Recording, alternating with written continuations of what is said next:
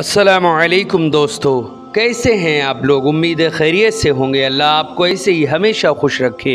हज़रात मोहतरम, आज हम इंशाअल्लाह अज़्ज़ा वजल अपनी इस मुख्तसर सी वीडियो में कुरान मुक़द्दस के ट्रांसलेशन और उसके एक्सप्लेनेशन के बारे में जानेंगे। अल्लाह के फ़रमान, अहकाम और उन बातों के बारे में जानेंगे अल्लाह रब्बुल इज़्ज़त के, जो उसने पूरी दुनिया के हिदायत के लिए कुरान मुक़द्दस की सूरत में नाज़िल फरमाया है। हज़रात मोहतरम, जैसे कि आप लोगों को मालूम है कि हम दर्स कुरान बराबर आपके सामने पेश करते रहते हैं। उसके ज़रिए हम अहकाम खुदावंदी जानते हैं कि आखिर अल्लाह ने कुरान में हमारे लिए क्या नाज़िल फरमाया।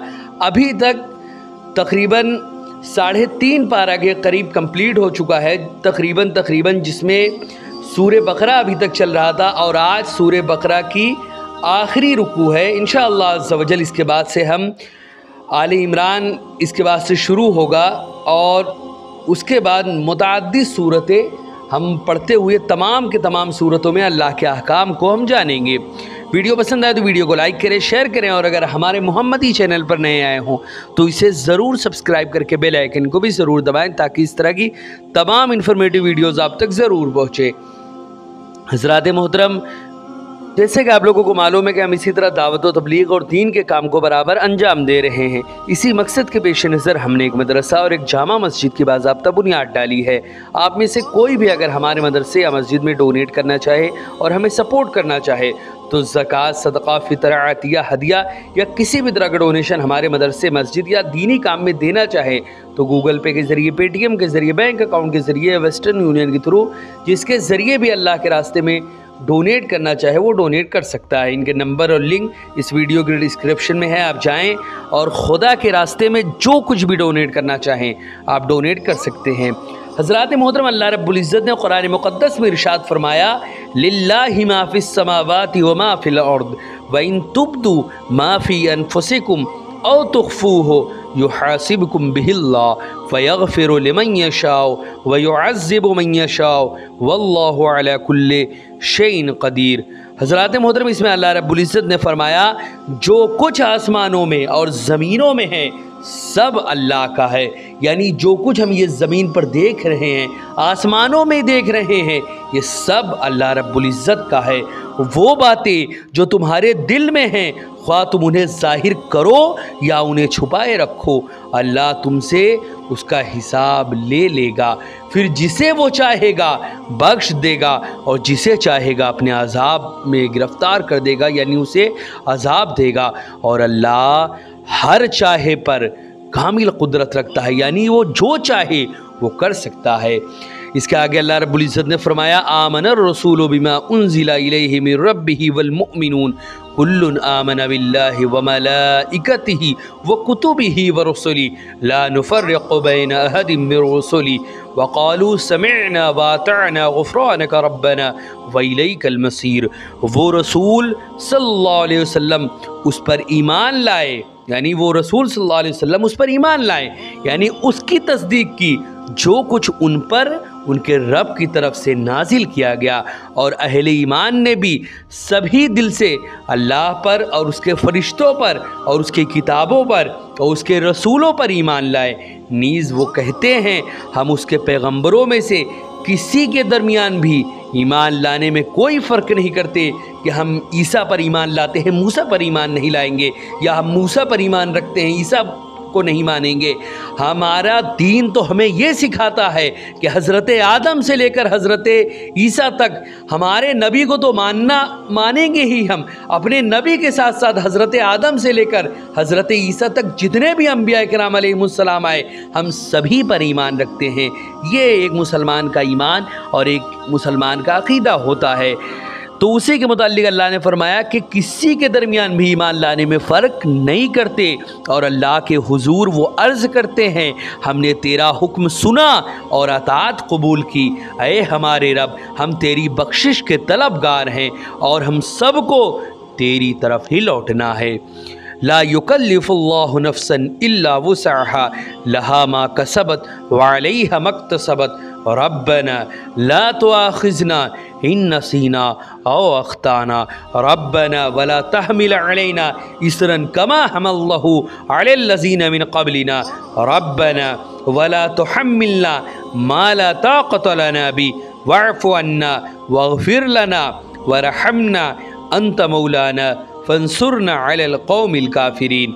अल्लाह किसी भी जान को उसकी ताकत से बढ़कर तकलीफ़ नहीं देता, यानी इंसान को अल्लाह उतनी ही तकलीफ़ देता है जितना वो बर्दाश्त कर सकता है। अल्लाह ने इंसान पे जो शरीयत के अहकाम लागू किए या जो शरीयत की बातें बताई हैं उतना ही अल्लाह ने इंसान पर बोझ डाला है जितना वो उठा सके। आज अगर कोई कहता है कि भाई शरीयत की सब बातों पर हम अमल नहीं कर पाते तो वो झूठा है और शैतान का ग़ुलाम है। अल्लाह रब्बुल इज़्ज़त ने किसी भी इंसान की ताकत से ज़्यादा उस पर बोझ नहीं डाला। 50 वक्त की नमाजें भारी थी, इसीलिए अल्लाह रब्बुल इज़्ज़त की जानिब से हज़रत मूसा को वसीला बनाते हुए 5 वक्त कर दिया गया ताकि बआसानी इंसान उसको अदा कर सके, क्योंकि अल्लाह किसी भी जान पर उसकी ताकत से ज़्यादा बोझ नहीं डालता। आगे अल्लाह ने कहा उसने जो नेकी कमाई उसके लिए उसका अज्र है, यानी कोई भी इंसान जो भी नेकी कमाता है उसके लिए उसका अज्र है, यानी जो कुछ भी अच्छा काम करता है उसको उसका बदला मिलेगा, और उसने जो गुनाह कमाया उस पर उसको अजाब भी मिलेगा। ऐ हमारे रब, अगर हम भूल जाएं या ख़ता कर बैठे तो हमारी गिरफ्त ना फरमाना। ऐ हमारे रब, और हम पर इतना भी बोझ ना डाल जैसा तूने हमसे पहले लोगों पर डाला था। ऐ हमारे परवरदिगार, और हम पर इतना बोझ भी ना डाल जिसे उठाने की हम हिम्मत और ताकत नहीं रखते। और ऐ हमारे गुनाहों से हमारे रब, हमारे गुनाहों से दरगुजर फरमा और हमें बख्श दे और हम पर रहम फरमा। तू ही हमारा कारसाज है, बस हमें काफिरों की कौम पर गलबा अता फरमा। वो लोग जो अल्लाह के दुश्मन है, रसूल के दुश्मन है, मुसलमानों के दुश्मन है, ऐसे लोग जो अल्लाह और रसूल को नहीं मानते और मुसलमानों के जान के दर पे हैं, उन लोगों को काफिर कहते हैं। और ऐसे काफिर जो मुसलमानों के दुश्मन हैं, ऐसे काफिरों पर, ऐसे काफिर कौम पर ऐ अल्लाह हमें गलबा अता फरमा। हज़रात मोहतरम, ये कुरान मुक़द्दस का ट्रांसलेशन था जो अभी आपने समाअत किया। अब हम इंशाअल्लाह अज़्ज़ा वजल इसके एक्सप्लेनेशन और इसकी तशरीह के बारे में जानेंगे कि आखिर अल्लाह रब्बुल इज़्ज़त ने इन आयतों में हमसे क्या फ़रमाया है। हज़रात मोहतरम, ये सूरह बकरा थी जो आज कंप्लीट हुई। अल्लाह रब्बुल इज़्ज़त ने इस सूरत में उसूल और फ़ुरू और अक़ायद और अमाल में से मुतअद्दिद अहम उमूर बयान फरमाए। तौहीद और रिसालत, क़यामत और जज़ा और सज़ा के दलाइल का ज़िक्र फरमाया। नमाज, ज़कात, सदक़ात, रोज़ा, हज, जिहाद, इसी तरह क़िसास, हैज़, तलाक़, इद्दत, खुला, ईला, रदाअत, रिबा, बै, दैन, रहन के अहकाम बयान फरमाए। अल्लाह रब्बुल इज़्ज़त ने हमें इन अक़ायद को मानने और इन अहकाम पर अमल करने का मुकल्लफ़ फरमाया है। तो यहाँ हमें मुकल्लफ़ करने की दलील ज़िक्र फरमाई कि तमाम आसमानों में जो कुछ है और तमाम ज़मीनों में जो कुछ है वो अल्लाह ही उसका मालिक है, और आसमानों और ज़मीनों की हर चीज़ उसकी ममलूक है, यानी वही उसका मालिक है। और मालिक को हक़ है कि वो अपनी ममलूक को, यानी जिस चीज़ का मालिक है उसको उस चीज़ का चाहे तो मुकल्लफ़ करे, यानी अल्लाह रब्बुल इज़्ज़त ही हकीकत में मालिक है, वो अपनी ममलूक को जिस चीज़ का चाहे मुकल्लफ़ करे। इसीलिए अल्लाह रब्बुल इज़्ज़त ने हमें तौहीद और रिसालत और क़यामत और जज़ा और सज़ा के मानने का मुकल्लफ़ किया है। हज़रात मोहतरम, अल्लाह रब्बुल इज़्ज़त ने हमें जिन अक़ायद का मुकल्लफ़ किया है उनको मानने का ताल्लुक़ हमारे दिल से है, और जिन अहकाम शरिया पर अमल करने का मुकल्लफ़ किया है उनकी जज़ा या सज़ा का मदार हमारी नीयतों पर है। हज़रात मोहतरम, इसी तरह हज़रत अबू हुरैरा रज़ियल्लाहु ताला अन्हु बयान करते हैं कि हुज़ूर रसूल अकरम सल्लल्लाहु अलैहि वसल्लम ने फरमाया, अल्लाह रब्बुल इज़्ज़त इरशाद फरमाता है, जब मेरा बंदा गुनाह का इरादा करे तो उसका गुनाह ना लिखो, और अगर उस गुनाह को कर ले तो एक गुनाह लिख दो, और जब वो नेकी का कोई इरादा करे और उसने अभी वो नेकी नहीं की तो भी उसकी एक नेकी लिख दो कि उसने इरादा तो किया, और अगर वो उस नेकी को कर ले तो उसकी 10 नेकियां लिख दो। इसी तरह हज़रत इब्न अब्बास से मरवी है रदियल्लाहु ताला अन्हुमा बयान करते हैं कि हुजूर रसूल अकरम सल्लल्लाहु अलैहि वसल्लम ने फरमाया, अल्लाह रब्बुल इज़्ज़त नेकियां और बुराइयां लिखता है। सो जो शख्स नेकी का इरादा करे और अभी उसने नेकी को नहीं किया तो भी अल्लाह रब्बुल इज़्ज़त अपने पास उसको एक मुकम्मल नेकी लिख लेता है, और अगर उस नेकी को कर ले तो उसके लिए 10 नेकियों से लेकर 700 नेकियां तक अल्लाह रब्बुल इज़्ज़त लिख देता है। और अगर वो गुनाह का इरादा करे और उस गुनाह को ना करे तो भी अल्लाह रब्बुल इज़्ज़त उसकी एक मुकम्मल नेकी को लिख देता है। और अगर वो गुनाह का इरादा करे और वो गुनाह कर ले तो अल्लाह रब्बुल इज़्ज़त उसका एक गुनाह को लिख देता है। हज़रात मोहतरम इमाम बुखारी बयान करते हैं कि हुजूर रसूल अकरम सल्लल्लाहु अलैहि वसल्लम ने फरमाया, जिस शख्स को भी जुल्मन कत्ल किया जाएगा उसके गुनाह में से एक हिस्सा पहले इब्ने आदम का होगा, यानी काबिल का, जिसने हाबिल को जुल्मन कत्ल किया था, क्योंकि वो पहला शख्स है जिसने कत्ल का तरीका निकाला था। हज़रात मोहतरम, अल्लाह रब्बुल इज़्ज़त ने इसी तरह आगे फरमाया कि हमारे रब, अगर हम भूल जाएं या हमसे गलती हो जाए तो हमारी गिरफ्त न फरमाना। हज़रात मोहतरम, हज़रत इब्ने अब्बास रदियल्लाहु ताला अन्हुमा रिवायत करते हैं कि हुज़ूर रसूल अकरम सल्लल्लाहु अलैहि वसल्लम ने फरमाया कि अल्लाह रब्बुल इज़्ज़त ने मेरी उम्मत की ख़ता, निसियान और जिस काम पर उसको मजबूर किया गया हो उससे दरगुजर फरमाया है।